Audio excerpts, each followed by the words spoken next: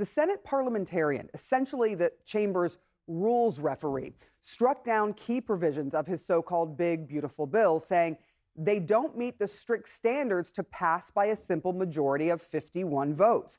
That includes major changes to Medicaid.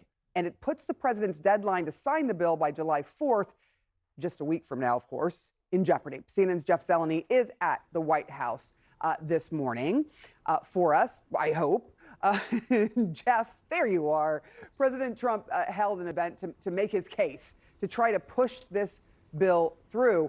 But what are you learning? Because there is a lot of jostling going on and a lot of concern, particularly among Republicans. Hey, good morning, sir. We are here at the White House. President Trump is as well, and we are learning he is planning to spend the weekend here in Washington, a rare weekend in Washington, because he wants to stay close to the Senate as he is urging and pushing Senate Republicans to pass his sweeping tax and spending bill. It's really the signature piece of legislation that really touches every corner of American lives. There's no question, though, there are some hurdles. You mentioned the referee in the Senate. That's the Senate parliamentarian. They are ruling that many of the key provisions are out of order. So it's back to the drawing board for some of these key provisions on Medicaid spending that really have a deep impact on rural hospitals and many other programs. But the president had an event here at the White House late yesterday. He had this to say about any Republican holdouts.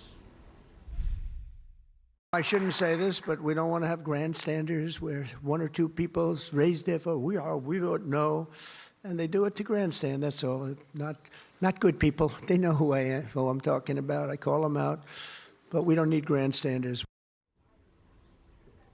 What may be grandstanding to the president are actually deep policy differences to many of the Republicans in his own party. The bottom line is right now Senate Republicans do not have the 50 votes they need because of some of those key provisions on Medicaid cuts. You can see right there.